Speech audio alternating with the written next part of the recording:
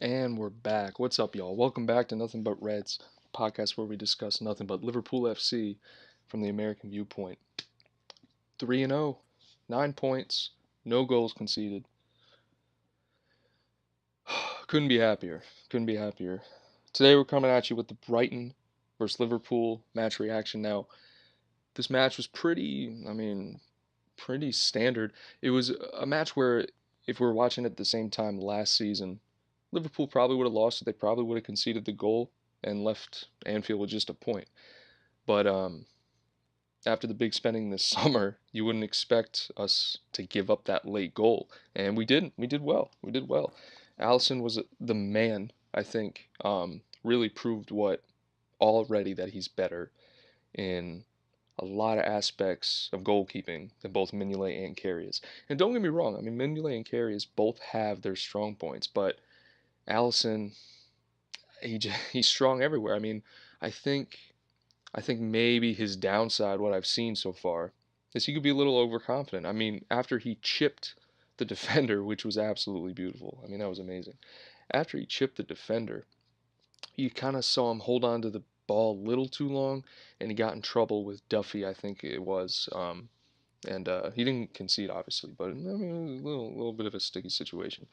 But again, we're going to come at you with some stats this week. So we got the head-to-head stats going on right now with Brighton and Liverpool. So looking at possession, this possession is crazy. So now I'm using the Premier League.com, so basically just the Premier League stats. So these are probably as official as it gets.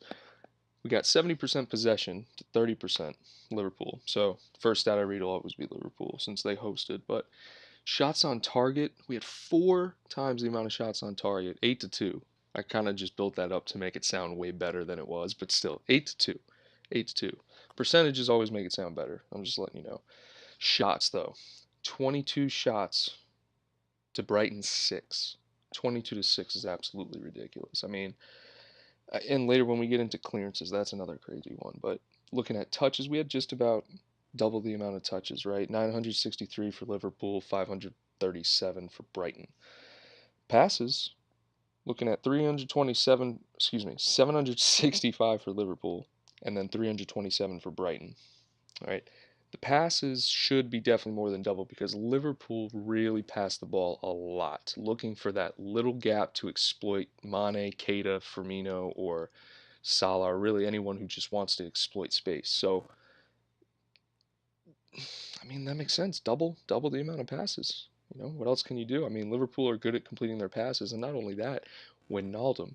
Shout out to Jorginho Wijnaldum. This man completed, according to a bunch of things I've seen on Instagram, 99% of his passes, 75 for 76, which is probably like 98 point something, right? But they rounded up. So, um, or I mean, actually, no, that was terrible. Completely don't listen to me with anything math related because I clearly have no idea what I'm talking about. But going on, nearly double the amount of passes. Tackles were dead even. We got 21-21. That's pretty. I mean, that's solid. I mean, it essentially just means each team had equal reads of the other player's dribbles throughout the game. It doesn't necessarily because the tackles could have happened anywhere, midfield, final third, doesn't matter. It really just shows like 1v1 defending, I think, maybe reading the play. That's just my opinion on it. But this is the other one I wanted to talk about. Clearances. All right. Brighton had to clear the ball 33 times. 33 times. Liverpool had to clear it 12. And the score was only 1-0. Right? We saw we saw this once or twice happen last year. I think when we played Chelsea at home, we had plenty of shots on target. Maybe 15 or 20, and it was a 1-1 game. But that just shows. I mean, we're always going to put shots on target. We're an attacking team. That's just going to happen. But 33 clearances. That's a clearance every 3 minutes. So that's a successful attack. We're just driving. We're driving towards the box. We're getting in tight spaces, and we're taking good shots. And that's really what that's saying. Corners, I mean, I'm not really surprised with the corners. 8-5. That's it. I feel like for Brighton though, they should that should be down. Or I mean, in terms of Liverpool's defense, but Brighton should not be getting about or getting 5 corners a game. Doesn't really seem right, especially we held a clean sheet. I don't know. I think Liverpool need to defend better. I mean, that could just mean that the wideouts for Brighton are dribbling down, finding space, and then just good defending by Trent or Robertson. They're just kicking it out. But I mean, you also got to look at it. Could have. I don't know. They shouldn't be getting that many corners. That's all I'm gonna say. That's all I'm gonna say. Offsides, we only had one offside, which is good. Sometimes Mane gets caught offside. Uh, 3 offsides for them. Yellow cards 1-1. Fouls conceded 8 for Liverpool, 14 for Brighton. If I'm looking at this compared to what I looked at last week, which was essentially the fouls conceded correlated well to how physical you're playing, right? Um, and I don't know. I just feel like Liverpool only fouling 8 times really, and Brighton having to foul 14, which really meant Brighton's defense was not good enough, obviously, to handle our attack. So they felt the need to foul more, or they had a wrong step somewhere and fouled someone, or something of that nature. Whereas you look at Liverpool's 12 clearances, it really just shows that we knew how to defend their attackers once they got into dangerous space, right? I mean, you don't have to foul them. You can play smart, physical soccer without it, right? Without fouling. And that's what they do. I mean, we saw a hard foul from James Milner, though. But he got his body in front. I don't even know who it was for Brighton, but he got his body in front of him. I mean, he got his ass right into like the lower leg of the player, got him low, and the player fell over. But it wasn't foul. It was just it was really clear defense because Milner won the ball, and then to protect himself when he went to run, because after he hit the ball, he had forward momentum. He intersected this guy, and just to save himself, he put his back into him, and the guy got the worst of it. It's not a foul; it's just physical play, but it really shows that Liverpool really had no problem with this game. I mean, they didn't. Brighton had 30% possession, so you take that into account. The 5 corners and 20, or excuse me, 5 corners and 14 fouls. I mean, it's just Liverpool had control of this game. And I look at this game now and I say, Liverpool don't, they've kind of eased my worries as far as having trouble with some of the lower teams, right? 2 seasons ago, we saw Liverpool struggled against bottom sides like West Brom. Even last year, I mean, we struggled with West Brom. I mean, it's just like mid-major to lower table teams that maybe we underestimate. I mean, look at it. I mean, Klopp can say don't underestimate these guys, but if the players go out and underestimate in the Premier League, you're going to lose, right? If you're not prepared 100% and doing everything you possibly can to get the W, you're going to make mistakes because you're not going to be ready or prepared for the other team. Doesn't matter. Doesn't matter. That goes for any sport. I mean, it's as much mental as it is physical. Is basically what I'm trying to say. And the fact that we've developed that aspect of our game as a team to not give up, stuff like that. I mean, that's amazing to get the points, and now we're top of the table. We're 2 points ahead, right? So that means we got 2 points more than the second best team managed to get from 3 games. So, oh wait, no. Hold on. I must be missing something. I'm trying to think of the. Let me just pull up the Premier League table. I wonder if I said something wrong there. But here, let's pull up the Premier League table. Here we go. Oh, probably hear the typing in there. But yeah, no, no, no. So 3 other teams, right? I knew that right. I thought Man City for some reason was in second, and we were leading 9-7. But I've I've completely disregarded Tottenham and Chelsea, who both have 9 points. Both have looked excellent. I mean, to be honest, I couldn't even tell you if Tottenham was excellent or Man United are just actually bleeding this bad. I mean, Man United are in shambles right now. But you take a look at what Tottenham did to them, and then you look at the way Chelsea played Arsenal, which look like they're coming into their own. They look like a different team, let me tell you, than they did under Wenger. Um, that's just my opinion, just based on watching them. and you got Man City in fifth. That tie against Wolves really sucks for them, especially because you had that goal that was allowed that was a handball. I mean, that's I'm not one. I'm really not. I don't want VAR to come into soccer because it takes the judgment out of it, right? Or it takes the maybe not judgment. It takes the I guess you could say the magic out of the sport, right? A lot the refs can't see everything, especially because the field's so big. They're bound to miss stuff, and some things happen in the moment, right, where just the fans celebrate, and sometimes that persuades the referee to maybe make a certain call. I mean, I've refereed before. Sometimes it does get to you, but the professionals are good at controlling that. But not everyone's perfect, right? No one's perfect. They could be influenced sometimes. So I just think getting VAR into account for or bringing it to the Premier League is completely. I don't want to see it. I want to keep that magic there, but it's gonna be here most likely soon. And um, who knows? I mean, they like it in other leagues. I think the Serie A does it. Um, I think they and everyone likes it. I mean, really, it's just a foolproof way to judge something. I mean, it's not like every call is gonna be perfect, but they at least get a second look at it. So it's got its perks. We'll see. We'll see how it does, but kind of bringing everything back, I just wanted to like VAR definitely would have been used for that goal. I mean, pretty much for every goal like that, because they want to check if it's offsides, and then when they replay it, they see that it hit his hand, so it's disallowed. That kind of thing, right? Um, so we'll see. We'll see. It's going to be interesting to see how it changes the uh, the dynamic of some of the matches, though. I mean, there's a lot of interesting stuff that happens that goes under the radar. And then you look at penalties. I mean, the way it shaped the World Cup, how penalties went because of VAR, that's unbelievable. I mean, there were so many penalties in this World Cup. I mean, and that's exactly what it does because if there penalties get messed up all the time. I mean, that's like the hardest thing to see. But I'm kind of getting off track here.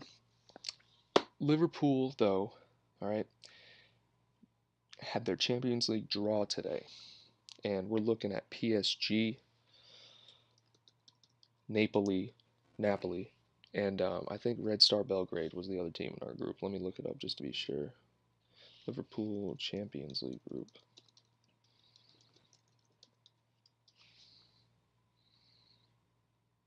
Oh, this is last year's. Let me look up 19, 18, 19. They came out today. It should be the first thing up. I don't know why it's not. Yeah, PSG, Red Star Belgrade, and Napoli. Yeah, that's a tough group. That's a tough group. I mean, I'm sure we're not going to have too much trouble with Red Star Belgrade. I'll be surprised if they even get 3 points.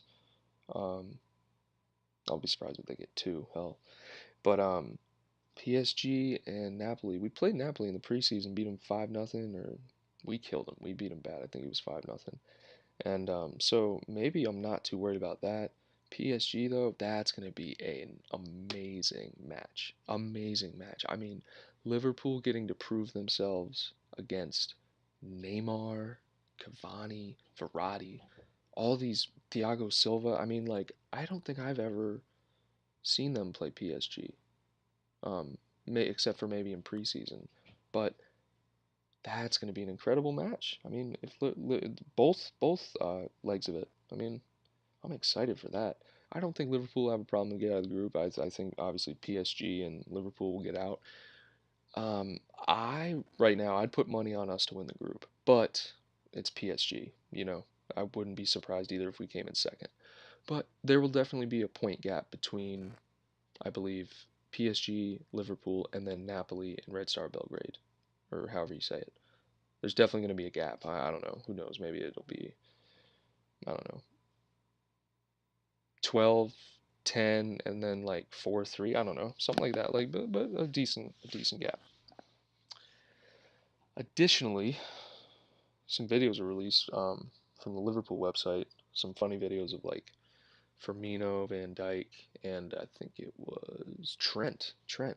It was good to see those three guys in something together. Like because right now those are the hottest guys of like hottest, like, most in right now with the media. Like, they're bumping, all the fans like him. They're doing great.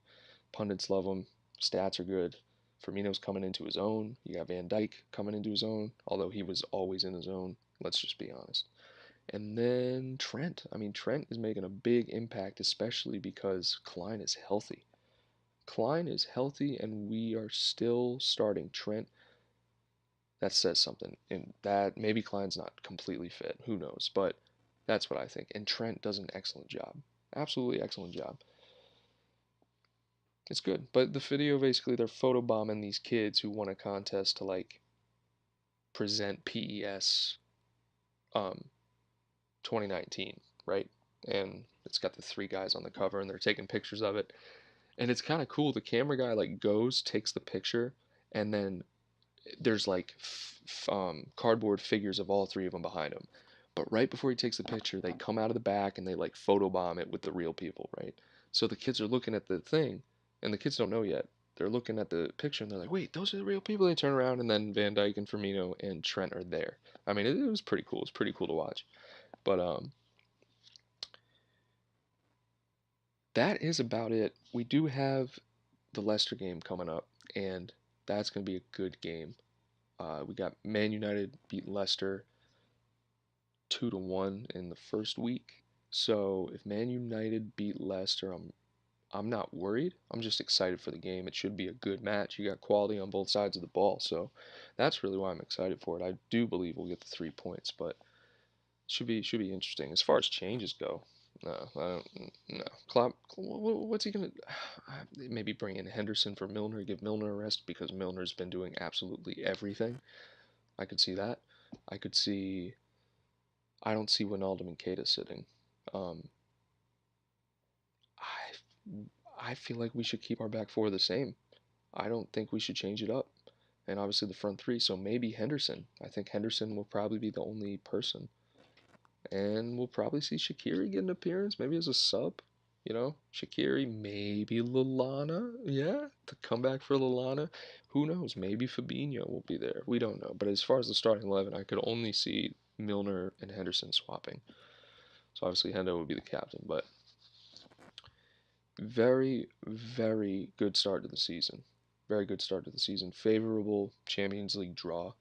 And I'm just excited for Saturday. I mean, we're looking so great as a club overall. I mean, to hear that FSG don't want to sell the club for $2 billion, they'd rather have a very high stake investor with a, or excuse me, large stake in the company.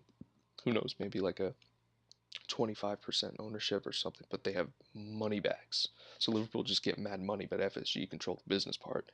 That that is good. I'm glad to hear that the owners are looking for that because that's excellent, right? Why would you want people who just sell the club and they don't care about the future of the club? That's FSG just don't. They're good owners, and I think that maybe people in the UK have a hard time understanding that, but have knowing American sports and knowing owners in American sports and how they do here, applying some of the same philosophies to English football where the market is so much, I mean, it's just as intense, if not more. Um, you know, it's it's like owning an NFL team. I mean, it's really just to be successful, you got to do this. It's just great to see. It's great to see. And for today, guys, that's really all I have to talk about. I hope you enjoyed this podcast.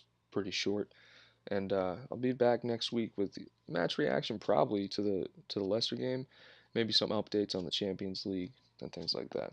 All right, but thanks for listening. It's been fun, but it ain't been real fun. All right, take care.